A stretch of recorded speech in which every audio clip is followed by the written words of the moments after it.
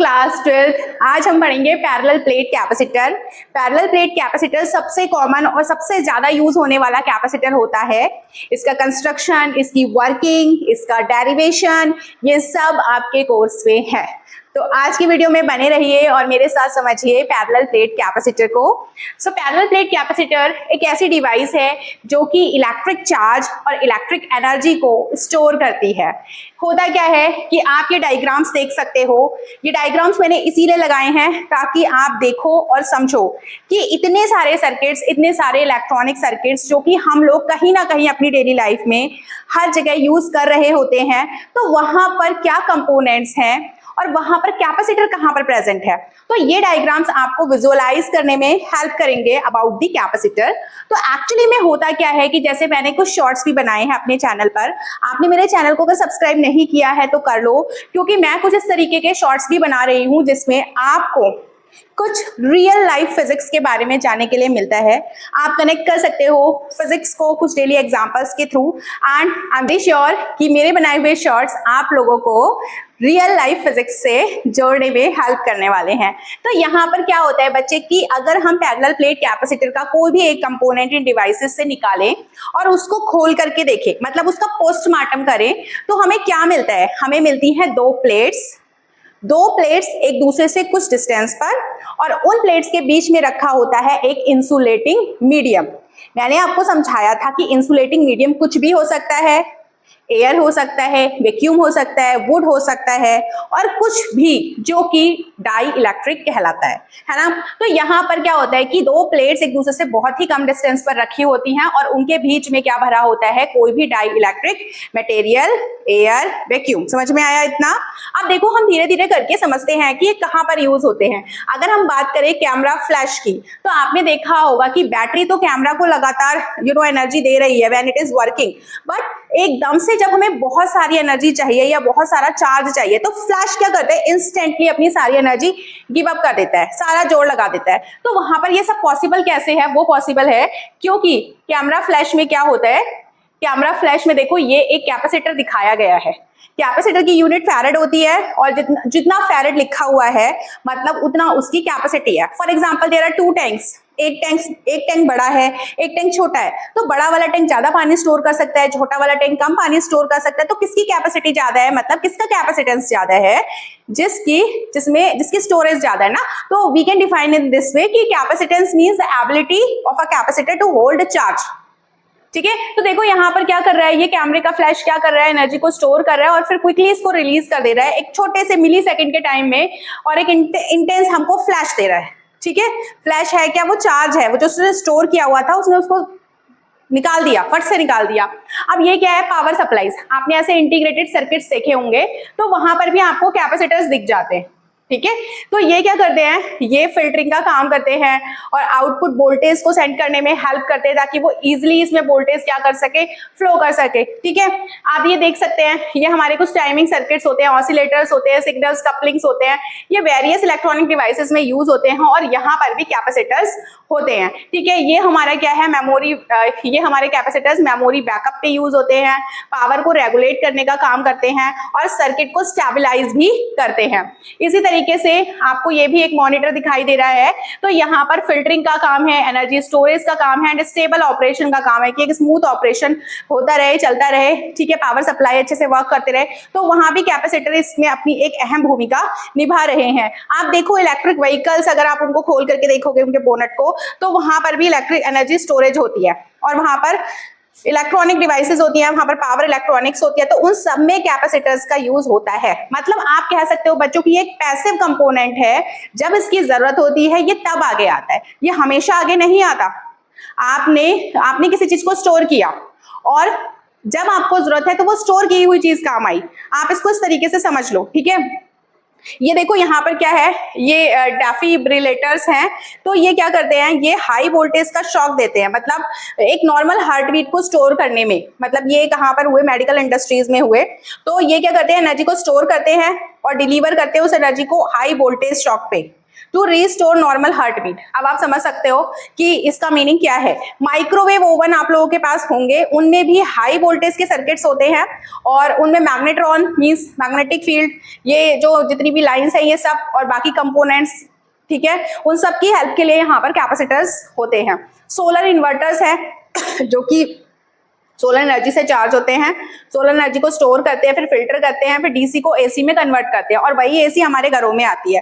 तो ये भी यहाँ भी सर्किट्स हैं। ऑब्वियसली हर इलेक्ट्रॉनिक डिवाइस के अंदर सर्किट है और सर्किट इनकम्प्लीट है विदाउट कैपेसिटर, ये तुम समझ लो, ठीक है। अब देखो यहाँ ये तुमने देखा होगा, ये ऑडियो सिस्टम है, इसके अंदर भी सर्किट है, तो इसके अंदर हाई और लो फ्रिक्वेंसी सिग्नल्स को सेपरेट किया जा रहा है, वो मिक्स ना हो, तो वहां भी कैपेसिटर्स का यूज हो रहा है। मैं ये नहीं कह रही कि सिर्फ कैपेसिटर है, बहुत सारे कंपोनेंट्स हैं, बट हमारा जो टॉपिक आज का है वो कैपेसिटर है। So that's why we are talking about capacitor, ठीक है बच्चों। तो यहां से आपने जो ये देखा, ये बड़े बड़े जो हेडिंग्स हैं, ये आप नोट कर सकते हो इसको अपनी कॉपी में। तो बच्चों एक लाइन नीचे लिखी हुई है कि जो पैरेलल प्लेट कैपेसिटर्स होते हैं ये हार्ट है मॉडर्न इलेक्ट्रॉनिक्स का, क्योंकि ये छोटे छोटे भी होते हैं और ये बहुत बड़ा इंपैक्ट डालते हैं। मतलब आजकल तुमने देखा होगा कि पहले हमारे घर में कितने बड़े टेलीविजन होते थे। बड़े टेलीविजन से मतलब मेरा ये है कि ये स्क्रीन जो मैंने लगाई है इसमें मैं आपको पढ़ा रही हूँ, ये फ्लैट है पीछे से, तो इसको ज्यादा जगह की जरूरत नहीं है, पर हाँ इसके अंदर भी जो सर्किट है उसमें भी कैपेसिटर है। छोटे छोटे सर्किट्स भी होते हैं, बड़े सर्किट्स भी होते हैं, छोटा बड़ा कुछ भी हो, आजकल माइक्रो सर्किट्स भी आ रहे हैं। तो मतलब लाइक ये एक ऐसी टेक्नोलॉजी है जो सर्किट का हार्ट है। मतलब दिल ना हो तो क्या शरीर चलेगा, तो कैपेसिटर ना हो तो क्या सर्किट सही से ऑपरेट कर पाएगा? जवाब है नहीं, ठीक है। तो इतना समझ लो आप। अब देखो यहाँ पर हमारे पास एक पैरेलल प्लेट कैपेसिटर का एक डायग्राम है जो कि आपको बनाना है। अगर आपकी क्लास 12th के फिजिक्स के डेरिवेशन में पैरेलल प्लेट कैपेसिटर डिफाइन करने के लिए आता है तो सिंपल सी दो प्लेट्स बनाओ। सबसे पहले आपको 2 प्लेट्स बनानी है। ये प्लेट 1 है, ये प्लेट 2 है। जो प्लेट 1 है वो पॉजिटिव चार्ज को कैरी कर रही है और जो प्लेट 2 है वो नेगेटिव चार्ज को कैरी कर रही है। मतलब एक हाई वोल्टेज पर है और एक लो वोल्टेज पर है, यानी कि दोनों के बीच में क्या है, एक पोटेंशियल डिफरेंस है, ठीक है। और हमने माना कि जो दोनों प्लेट्स हैं इनके बीच की डिस्टेंस क्या है, d है, d सेपरेशन है इनके बीच की प्लेट्स का। तो बच्चों अगर एक प्लेट प्लस चार्ज और दूसरी प्लेट माइनस चार्ज कैरी कर रही है तो ऑब्वियसली आपको पता है कि उनके बीच में इलेक्ट्रिक फील्ड क्रिएट हुआ होगा और इलेक्ट्रिक फील्ड की डायरेक्शन क्या होती है, +2 माइनस। यानी कि यहाँ पर जो इलेक्ट्रिक फील्ड है वो +2 माइनस आप दिखा सकते हो, जो कि यहाँ पर दिखाया गया है। हमने माना कि हर प्लेट का एरिया क्या है, A है। A is the area of each plate and हमने माना कि जो इलेक्ट्रिक फील्ड है +2 माइनस वो क्या है, E है। और बच्चों हमें क्या मानने की जरूरत पड़ रही है कि हर प्लेट पर चार्ज जो है वो क्या है, Q है। और बच्चों ये पोटेंशियल डिफरेंस जो क्रिएट हो रहा है दोनों के बीच में वो हमने क्या मान लिया, V मान लिया। अब बच्चों एक चीज आप लोग ध्यान रखेंगे कि अगर हम प्लेट के बाहर की बात करें यहाँ पर या फिर यहाँ पर, तो यहाँ पर कोई भी इलेक्ट्रिक फील्ड प्रेजेंट नहीं होगा। Electric field outside the plates will be 0, ठीक है। ये एक क्वेश्चन है जो कि चैप्टर नंबर 1 में भी है। हमने चैप्टर नंबर 1 में भी electric field due to plane sheet के कारण निकाला था इलेक्ट्रिक फील्ड, तो वही वाला वहां से आप इस न्यूमेरिकल को पिक कर सकते हो and you can know the reason कि why the electric field is 0 यहाँ और यहाँ, but electric field is present inside the plates, ठीक है। तो अब ऐसा हो क्यों रहा है, देखो इलेक्ट्रिक फील्ड जो होगा वो प्लेट अगर हम 1 की बात करें तो उसके कारण जो इलेक्ट्रिक फील्ड होगा वो कितना होगा, σ/2 एप्सिलॉन नॉट। अब देखो प्लस से इलेक्ट्रिक फील्ड की डायरेक्शन किधर होती है, माइनस की तरफ, यानी कि इलेक्ट्रिक फील्ड किधर होगा, नीचे।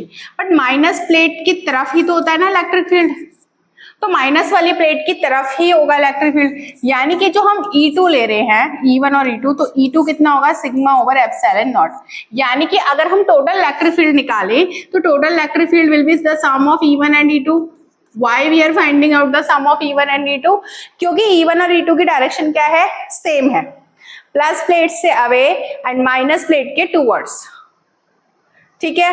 इसी तरीके से बच्चों यहाँ भी होता है, मैं अभी आपको बताती हूँ कि प्लस प्लेट के अवे होता है इलेक्ट्रिक फील्ड और माइनस प्लेट के साइड होता है। तो यहाँ पर इलेक्ट्रिक फील्ड जो E1 होगा वो ऊपर होगा और E2 क्या होगा बच्चों, नीचे होगा। इन द सेम मैनर यहाँ होगा बच्चों, यहाँ माइनस की तरफ होगा इलेक्ट्रिक फील्ड E2, लेकिन प्लस से क्या होगा, अवे होगा।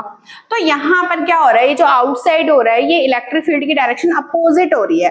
और electric field due to both plates, क्योंकि दोनों पर सेम चार्ज है तो सेम इलेक्ट्रिक फील्ड आ रहा है, तो इसीलिए यहाँ पे इलेक्ट्रिक फील्ड क्या हो जा रहा है, कैंसिल हो जा रहा है ऊपर और नीचे। तो यहाँ पर नेट इलेक्ट्रिक फील्ड 0 हो जा रहा है। बट इसके बीच में जो इलेक्ट्रिक फील्ड है वो आप निकाल सकते हो E1 और E2 को प्लस करके।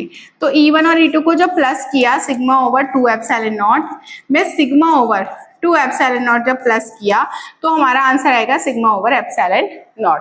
क्या हम सिग्मा को Q ओवर A लिख सकते हैं? बिल्कुल लिख सकते हैं, सरफेस चार्ज डेंसिटी बोलते हैं इसको, ठीक है। ओके, अब हम क्या करेंगे, यहाँ पर हमें तो कैपेसिटेंस निकालना है और कैपेसिटेंस निकालने के लिए हमारे पास दो फॉर्मूले होते हैं। एक फॉर्मूला होता है, मतलब दो चीज हमें चाहिए, Q एंड V। तो यहाँ पर मुझे अभी V तो नजर नहीं आ रहा, तो V निकालने के लिए मुझे पता है एक फॉर्मूला कि V is equal to E into D। तो E हमारे पास क्या है, Q over A epsilon naught and D। Clear हुआ बच्चों? QD over A epsilon naught, ये हमारी वोल्टेज आ गई, QD over A epsilon naught, ये हो गई हमारी वोल्टेज। तो वोल्टेज अब आप लोग याद रख लो कि ये हमारी वोल्टेज है। बट अभी भी कहानी यहाँ खत्म नहीं हुई है, क्योंकि अभी हमें क्या निकालना है, अभी हमें निकालना है क्या, हाँ अभी हमें निकालना है कैपेसिटेंस। तो कैपेसिटेंस का फॉर्मूला है Q ओवर V। सो Q ओवर V, V की वैल्यू ये मैं यहाँ रख दूंगी, QD over A epsilon not. So Q से Q कैंसिल, यानी कि मुझे मिला A epsilon not over D।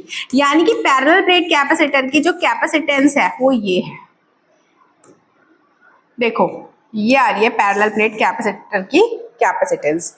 ये फॉर्मूला बहुत इंपॉर्टेंट है और ये फॉर्मूला हमें कुछ जानकारियां दे रहा है। क्या जानकारियां दे रहा है, यहाँ से हमें एक चीज पता चली कि जो पैरेलल प्लेट कैपेसिटर है वो एरिया के डायरेक्टली प्रोपोर्शनल है। मतलब देखो इन प्लेट्स का एरिया जितना ज्यादा होगा, जितनी बड़ी प्लेट्स होंगी उतना ही ज्यादा कैपेसिटेंस होगा इस कैपेसिटर का, ठीक है। और दूसरी चीज हमें पता चल रहा है कि सॉरी यहाँ पर D है, आई एम सॉरी यहाँ पर D है बच्चों, और C जो है वो इनवर्सली प्रोपोर्शनल है D के। मतलब what is D? D is the separation between the plates. मतलब आप जितना प्लेट्स को सेपरेट करोगे, जितना ज्यादा दूरी पे रखोगे प्लेट्स को, ये वाली जो प्लेट्स हैं इनको आप जितना ज्यादा दूर रखोगे उनका कैपेसिटी उतना कम हो जाएगा, समझो। Plates with broader area and at small separation will have more capacity to hold the charge। यानी कि इससे हमें यही वो मिला है कंक्लूजन कि ये जो कैपेसिटी होती है ये इन दो चीजों पर डिपेंड करती है। रही बात एप्सिलॉन नॉट की, तो epsilon not is a constant और जिसकी वैल्यू होती है 8.85 इंटू 10⁻⁻12, ठीक है। तो यहाँ पर हमें ये जो है वैल्यू मिल गई, ये वैल्यू हमें याद रखनी चाहिए। और जब हमें न्यूमेरिकल्स करने के लिए मिले पैरेलल प्लेट कैपेसिटर पर, तो हमें इस वैल्यू को वहां पर लगा देना चाहिए। तो बच्चों मैं न्यूमेरिकल्स अभी नहीं करा रही हूँ, न्यूमेरिकल्स की मैं अलग से वीडियो बनाऊंगी जब मैं सारे टॉपिक्स कवर कर लूंगी।